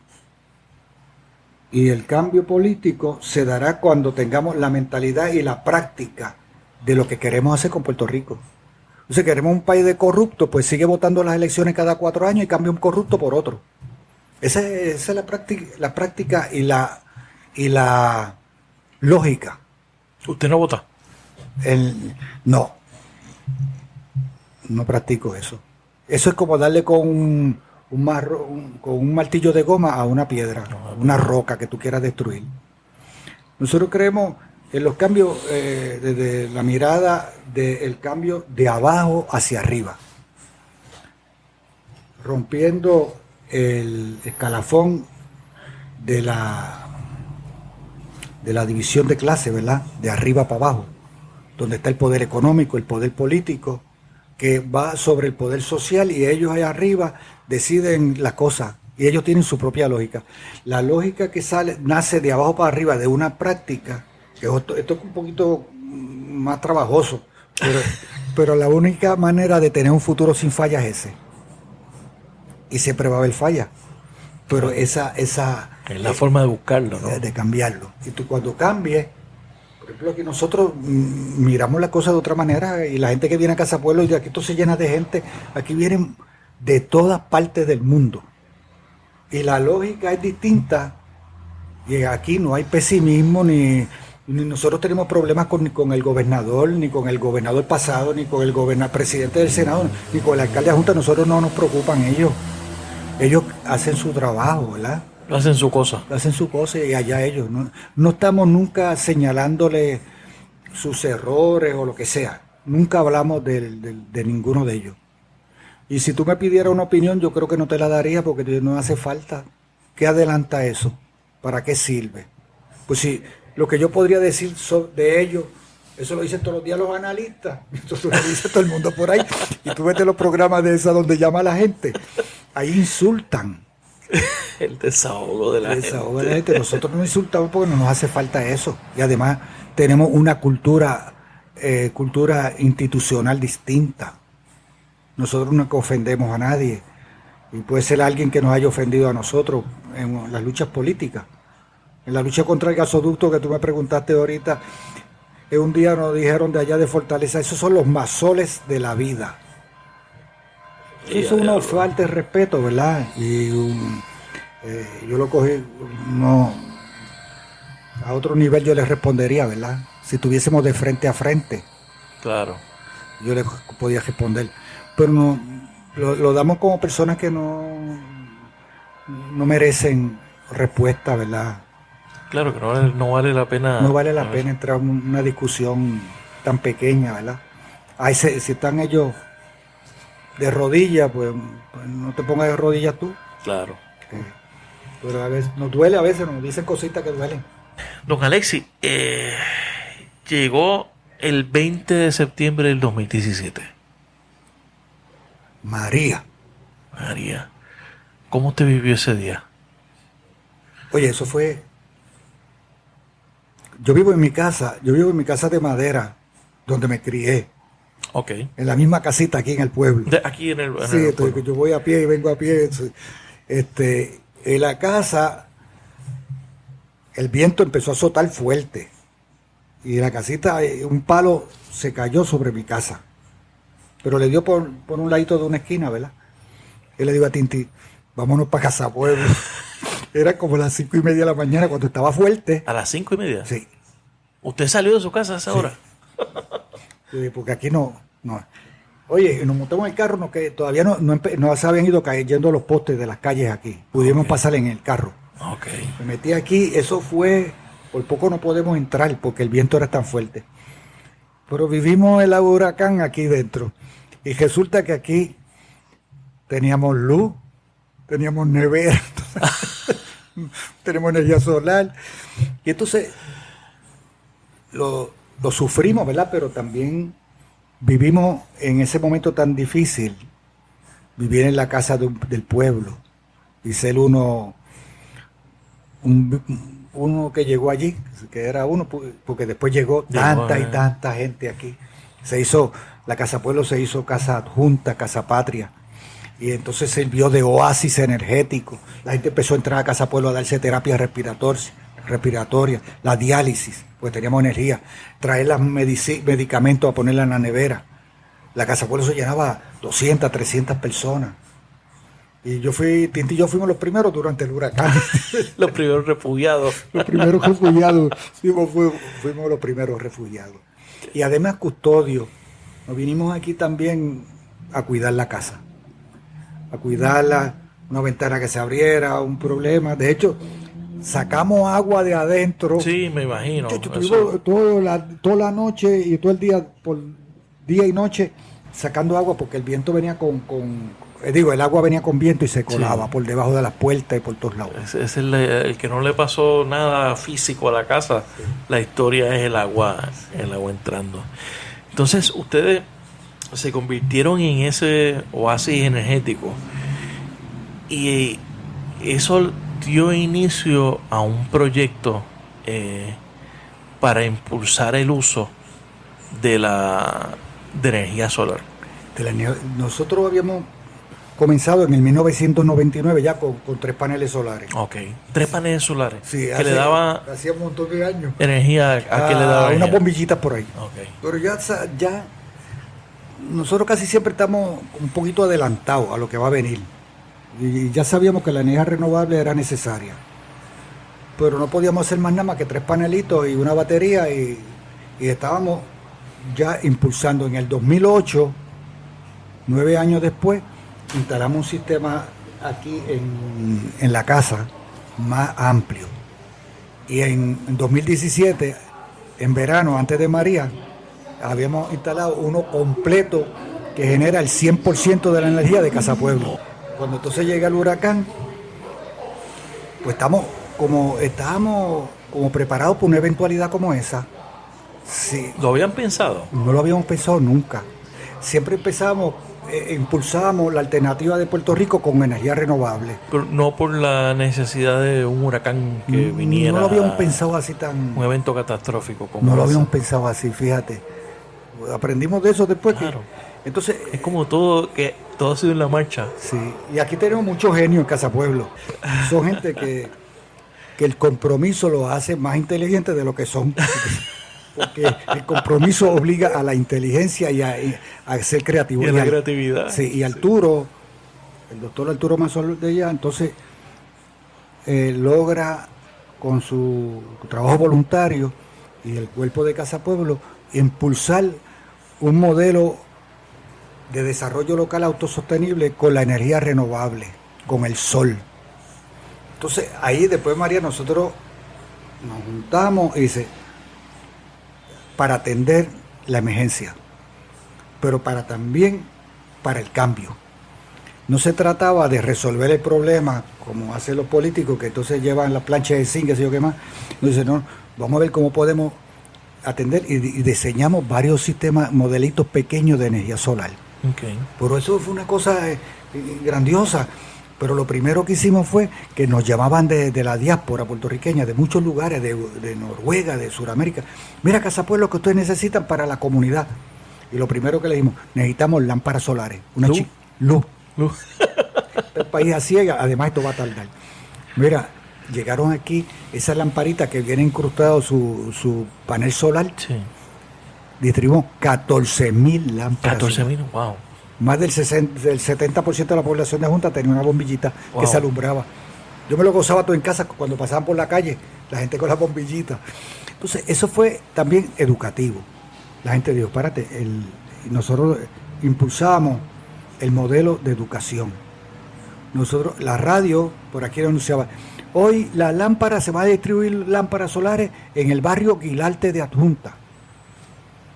Mañana sábado, y a las 6 de la mañana había una fila que llegaba aquí hasta la playita. En Adjunta hay playita, para que tú sepas. Sí. Y llegaba a la playita. Y entraba a Casa Pueblo con gente nuestra. Nunca había entrado a Casa Pueblo.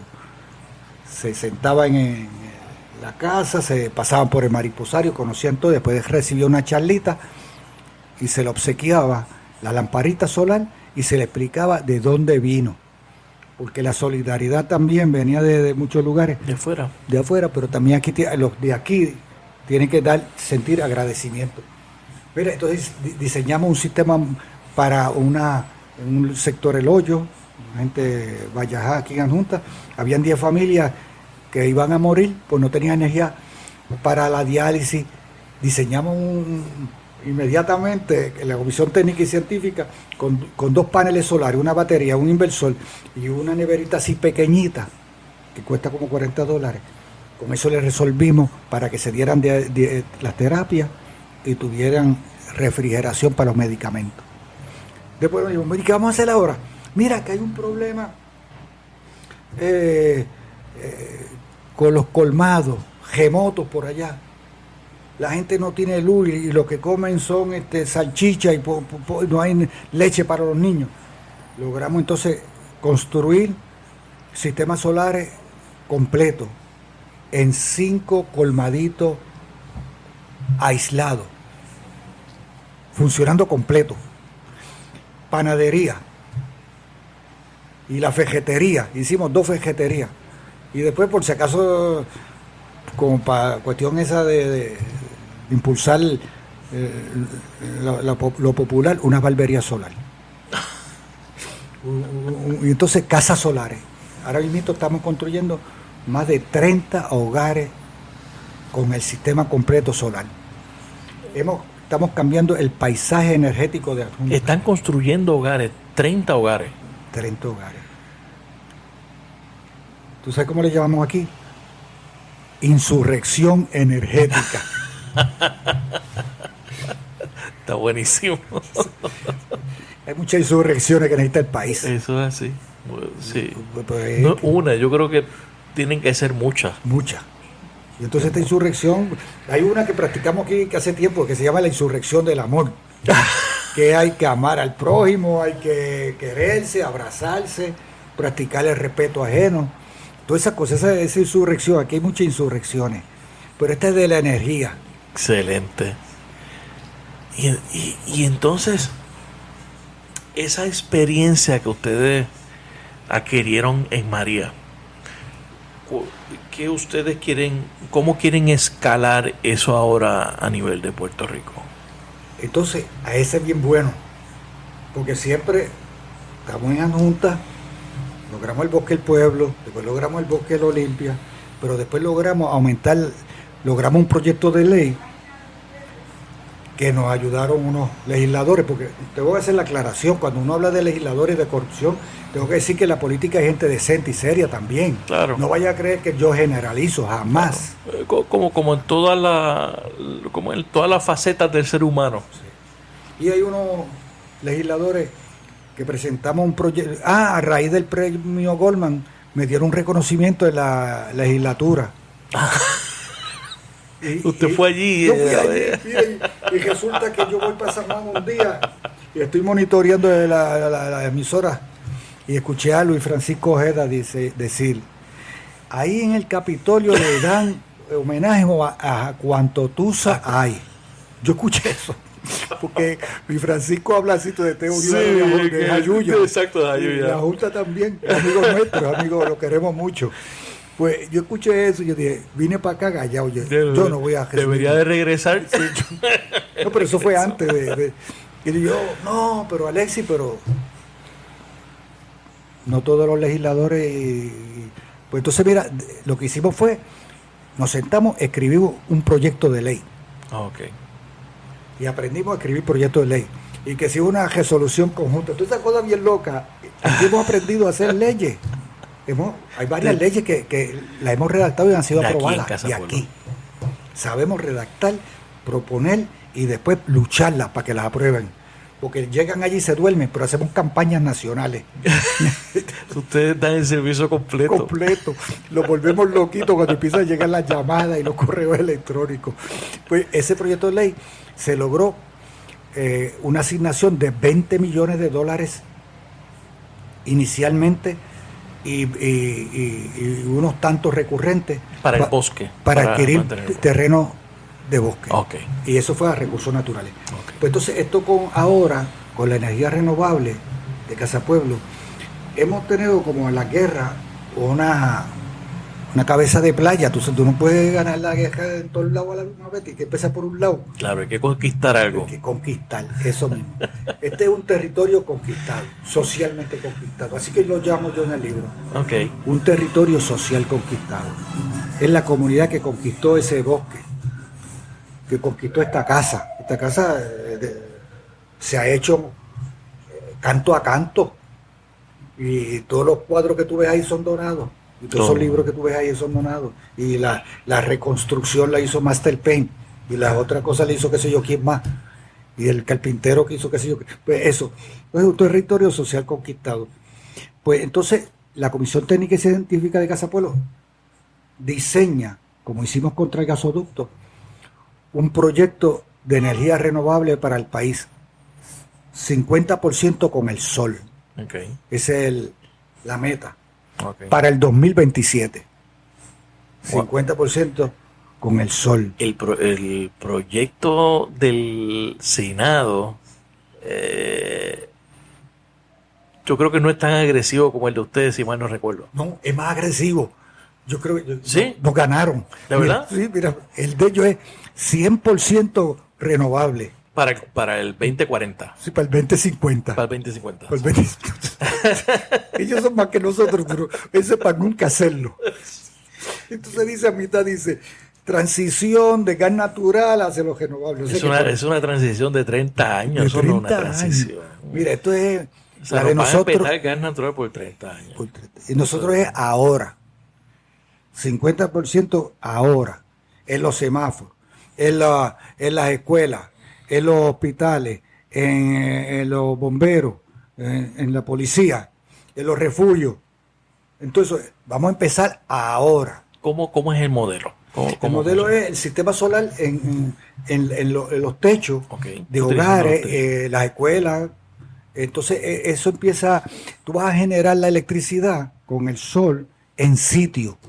No, tú no tienes que venir a tirar el cable ese que viene ahí de Coeléctrica para llegar a Palo Seco por allá, que cada rato se va. Tú generas y puedes hacer lo que se llaman microredes.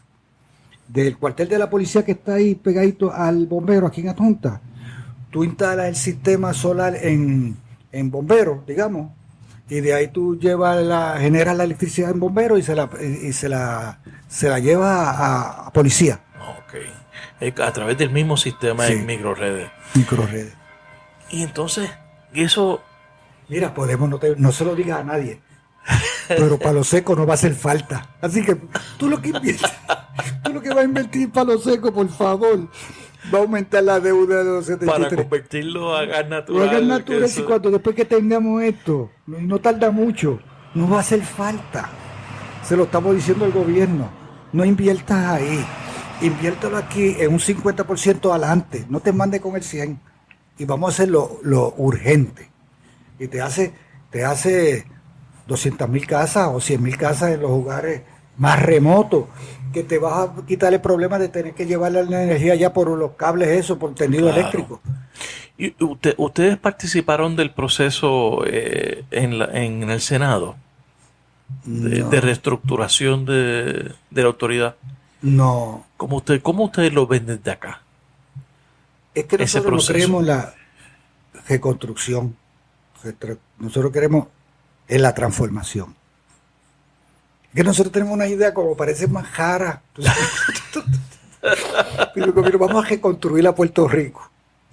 Y vamos a hacer tantas carreteras y vamos a hacer tantas cosas y que van a invertir tantos millones de dólares.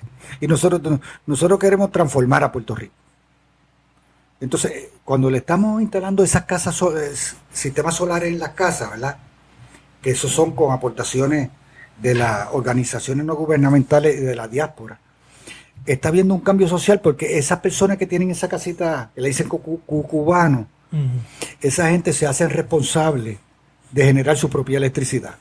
Toman otra conciencia, que tienen que ver el consumo. El cambio de cultura, ese es un tema cultural. Tienen que compartir. Ellos comparten cuando se le va a todo el mundo la energía de la autoridad, ellos tiran un cable y le dan energía al del lado. La nevera de ellos la comparte con la nevera del vecino. Entonces vamos construyendo una comunidad ecológica social cambiante. Entonces por eso es que ellos hablan de una cosa con su lógica y la de nosotros es transformar, no es reconstruir. Y por eso es que no compaginamos. Compaginamos en que el gobierno también quiere cosas buenas para el país, ¿verdad? Tampoco vamos a decir que es blanco y negro, ¿verdad? Y hay gente muy bien intencionada. Pero nosotros miramos de una manera que empuje, que ayude al cambio y romper dependencia. Y entonces, ese plan, esa visión que tiene Casa Pueblo, de esos 50 con sol, de aquí al 2027, ustedes empezaron empezar con María como producto del huracán María. Entonces, ¿cómo es que se va a expandir esa visión, ese plan? ¿Cómo ya lo están poniendo empezamos por práctica? Adjunta, por eso, pensando en Adjunta, entonces, ¿cuál es el próximo? ¿Hacia dónde vamos? Entonces, lo diseñamos. La estrategia, la planificación. No es decir si queremos 50% con el sol. Los ingenieros diseñamos y lo eléctrico, un modelo para el país donde se contabiliza, se sabe que va a generar tanta electricidad, que no va a necesitar esto, pues todo eso está explicado. O sea, que exacto, es el modelo. El modelo está diseñado okay, de la A a la Z, de la A a la Z. Y le estamos diciendo ya que para los ahí dice muchas cosas que no tienen, en la economía en compra de combustible es monumental. increíble. No tienes que comprar combustible porque el sol es gratis. Entonces estamos hablando de posibilidades de generar empleo porque vamos a convertir a Puerto Rico en un país solar como lo hay en otros países. Vamos a construir nuestros propios paneles solares. Vamos a generar miles de empleos. Que ese es el futuro. Ese es el futuro. Entonces, oye, aquí está la ruta. Y tú que no lo entendías antes, María te lo enseñó, porque va a venir otro María. Y tú tienes entonces... Tarde o temprano va a venir otro. Tú tienes una alternativa. Y las escuelas que van a tener energía solar, que se conviertan en refugio, pues el refugio tiene luz y tiene nevera. Exacto. Y rompió el problema de estar prendiendo plantas de esas de diésel. Pero aquí en el país, este es un país bien inteligente, y aquí hay una reserva moral más grande de lo que se imaginan. El país, por cuenta propia, está tomando la ruta de la energía renovable. Aquí en Adjunta nosotros sabemos de mucho, lo que estamos haciendo nosotros se está replicando en cantidades. La gente se está desconectando de la autoridad. Sí. Y te voy a dar un ejemplo, que está Casa Pueblo envuelto. Nosotros nos invitaron este sábado, yo estuve en Ciudad Universitaria en Trujillo Alto. Yo hacía años que había estado por allí. Y allí son 2 edificios, creo que tienen 14 plantas. Y es una cooperativa de vivienda. Sí. Es una cooperativa de vivienda porque esto está bien. Este país está más lindo de lo que se imagina y está más listo para el cambio de lo que se imaginan. Sí. Lo que pasa es que los gobiernos y los partidos son la retranca para el cambio. Así lo digo porque así lo entiendo. Y los que diferimos, pues diferimos. Claro. Como tenemos derecho todo el mundo a opinar, obviamente yo respeto a los otros. Resulta, voy a hacer algún comentario en el medio, sí, ya que toca a los políticos, que los otros días me contó alguien que Eduardo Batia estaba en el programa ese de que entrevistan. Entonces le dijo, pero ¿qué hay que hacer con esto renovable, como eso que él está proponiendo? Él es uno de los autores de un proyecto muy bueno. Exacto. Podemos diferir de algo, pero hay que reconocerlo, ¿verdad? Y al señor Larry Jaime, sí, que también lo respetamos mucho, igual que a Batia y a todos los demás. Mira, y Batia dijo, pues lo que hay que hacer es lo que está haciendo Casa Pueblo, aunque yo no entiendo la política de ellos. Yo no entiendo la política de ellos, pero es que hace lo que está haciendo lo que tienen que hacer. Por eso, pero la política esta la que yo te estoy explicando a ti, que es una política independiente. Pues entonces, mira, estuve en Ciudad Universitaria. Hay que reeducarse. Hay que reeducarse. Hay que reeducarse. Y entonces vamos a Ciudad Universitaria y habíamos hablado antes. Ellas habían venido aquí antes, que habían conocido a Casa Pueblo, y nosotros fuimos allá para un acuerdo de colaboración sin papeles. Sí, con café prieto, tomando café prieto y sentado la junta de directores de ellos con nosotros, así como tú y yo ahora. ¿Y qué podemos? Y pues ellos dicen, pues mira, el acuerdo puede incluir ellos, que nosotros vamos aquí en la oficina nuestra a consumir el café Madre Isla. Entonces, pues eso es un acuerdo que es bueno para Casa Pueblo. Está buenísimo. Entonces, además podemos poner un anuncio, un proyecto de un anuncio radial a través de Radio Casa Pueblo, hablando del cooperativismo, de la vivienda, educando. Y eso nosotros podemos aportar lo que cuesta una pauta. Un anuncio. Un anuncio. Excelente. Y estoy cooperando con ellos. Y entonces, entonces yo le decía, ¿y nosotros qué hacemos? Nosotros no sabemos. Y yo, ¿cómo que no sabemos? Entonces se me ocurre a mí nada más decir, como ustedes me enseñaron tanto los patios y que están sembrando, y dije, oye, ¿por qué no siembran plantas para las mariposas? Pues tenemos mariposarios y conocemos de mariposas. Esa cosa tan simple, la contribución de Casa Pueblo hasta ellos, se pusieron tan felices. Porque aquello es grandísimo allí, de unos espacios muy grandes. Es bien grande. Sí. Entonces, algo de para mariposa que eso no compone aparentemente nada, pero aporta a la biodiversidad, y la estética y el esparcimiento. Pues todas esas cosas, pues, esa tonterita que yo dije, para ellos fue bien grande. Y entonces, ¿qué más podemos hacer? Y dice, bueno, ahora vamos a hablar de energía solar. Lléveme al techo. Yo quiero ver el techo de esto.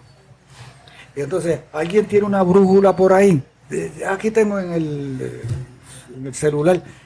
Márcame para dónde es el sur. Porque los rayos se apuntan. A nosotros nos toca del sur. Del sur. Porque el sur también existe. La gente aquí se mira más que para el norte. Hay que apuntar para el sur siempre. Entonces ya vimos una pared que eso tiene 14 plantas por ahí para abajo y está directamente hacia el sur. Wow. Entonces ya nos sentamos a hablar. Pues mira. En la pared. En la pared. Pero esto todavía no hemos filmado nada y eso es hablando nada más. Pero ya vendrá. Las posibilidades. Las posibilidades. Y el abrazo. Y compartir utopías. La gente no cree en la utopía, pero nosotros sí. Entonces, la utopía de una cooperativa de vivienda sostenida en sus áreas públicas, ¿verdad? El ascensor. Contra el ascensor, bendito, tú sabes que bajar de allá arriba para subir agua. Pues vamos a hacer unos tanques de agua para que suba el agua por allá por gravedad, que se recoja del techo. Entonces, cuando tú vienes a preguntarme y tú me preguntas, ¿y cómo vamos para allá? Así vamos. En acuerdo con gente que quiera hacer el cambio, por ellos mismos. Si el gobierno quiere aportar, que aporte. Claro. No nos oponemos. Bienvenido, ¿verdad? Bienvenido. Pero tienen que sea con una visión, ¿no?, de cooperar y de facilitar las cosas, no necesariamente de hacerlas, sino que por lo menos los dejen a ustedes hacer. Sí. Y los que nos escuchan por aquí, pues sepan que cómo vamos a adelantar el 50 por el sol con ustedes, cuando ustedes llamen al Capitolio y llamen al gobernador y llamen a la Autoridad de Energía Eléctrica y dice, le voy a decir lo que más o menos creo que deben decir, 50% con el sol ahora. Y queremos comenzar con las áreas más vulnerables, que son los lugares más remotos y donde están los hospitales, los centros de emergencia, las escuelas, que son refugios. Los semáforos, bendito, por favor, para que allá en San Juan no tengan tanto problema. pues resolver problemas pequeños que se convierten en grandes. Y son problemas pequeños de resolver. Correcto.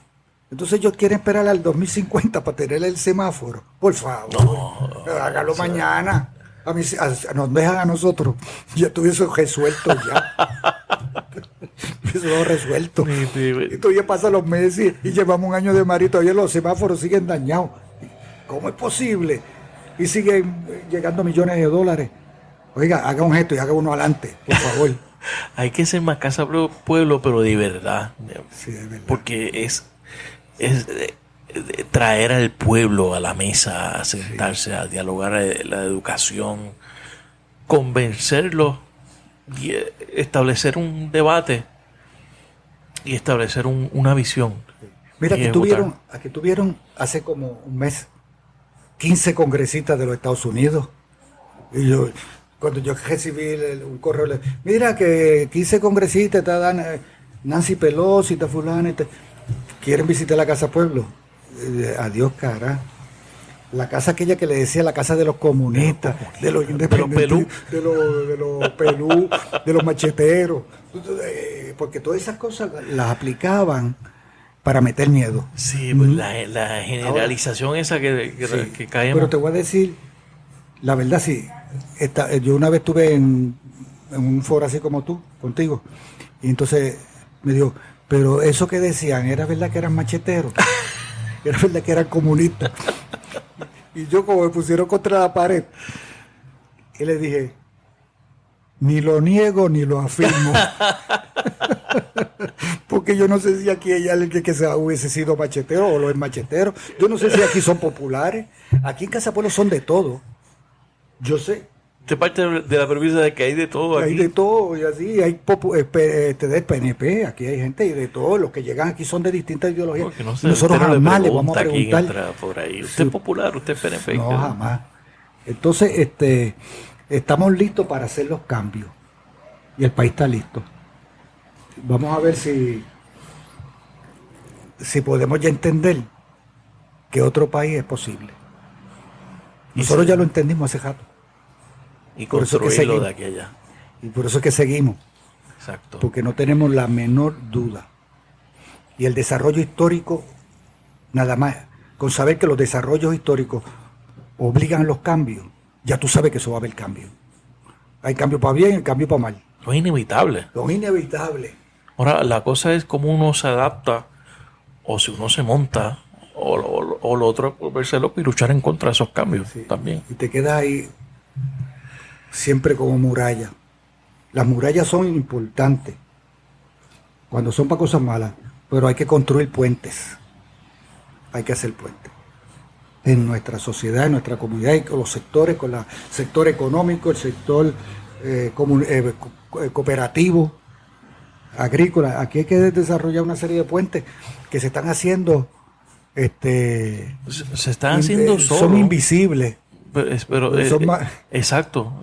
Y se están haciendo de forma orgánica también. Sí. Y están ahí. Sí. Mira, aquí viene tanta visita a conocer la experiencia de Casa Pueblo. ¿Y ustedes qué hacen? Mira, resulta que están haciendo cosas más lindas que las que hacemos nosotros y mejores. Ay, Dios mío, porque tú vienes a buscar consejos aquí. Tú me estás dando luz y en el país, en cada rincón, se están haciendo cosas hermosísimas, grandiosas, hombres, mujeres, en distintos sectores, son distintos asuntos. Unos son de ambiente, derecho a la mujer, derecho a los animales, entonces protección de los animales. Uh-huh. Hay tantas áreas que aquí este país, yo no conozco un país más comprometido que este. Aunque por ahí hablan malísimo de nosotros los puertorriqueños, que si somos esto, que si somos aquello, yo le juego mi país a cualquiera otro. Es lo único que tenemos, hay que cuidarlo. No, pero qué grandioso de verdad. Yo lo descubrí, ya yo lo sé.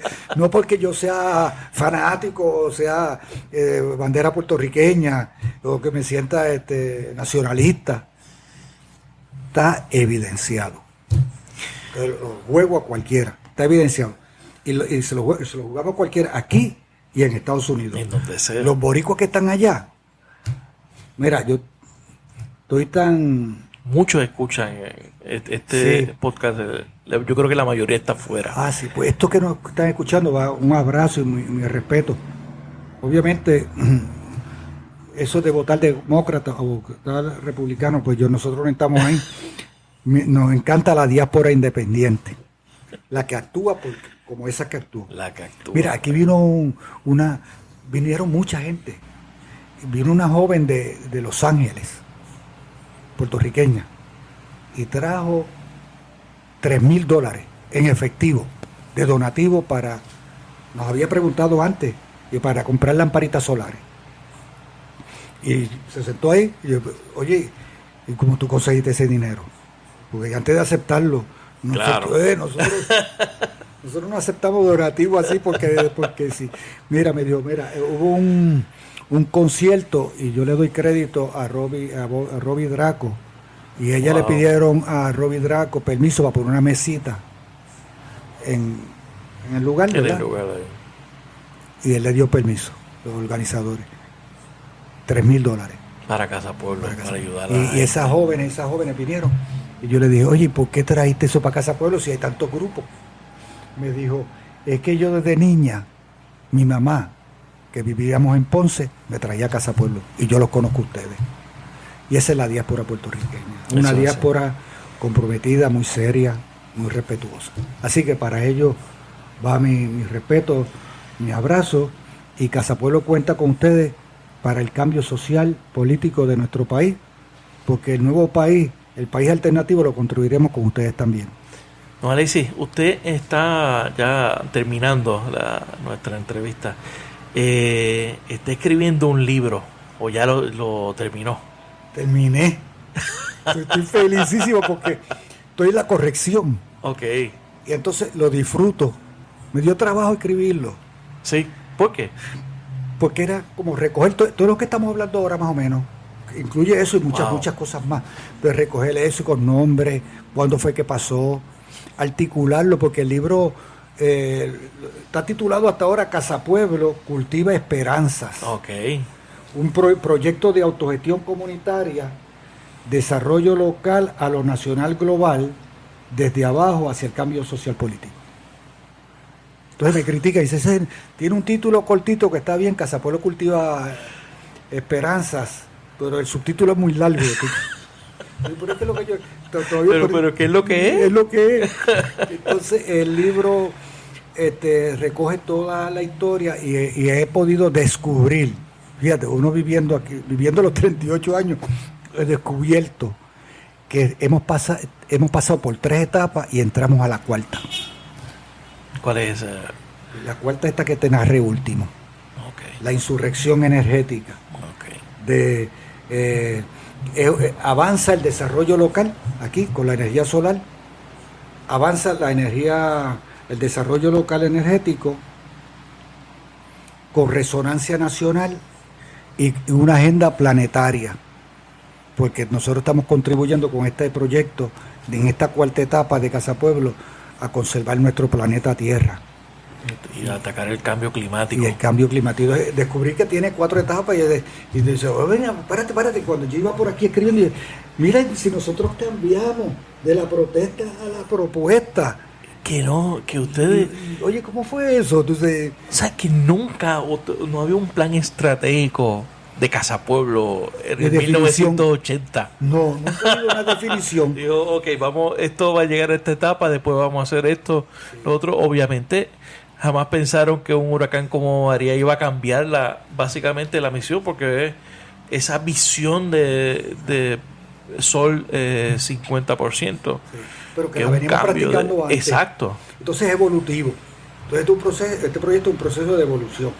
Y aquí en Casa Pueblo, yo lo he hablado muchas veces, es la evolución, 2 cosas de evolución.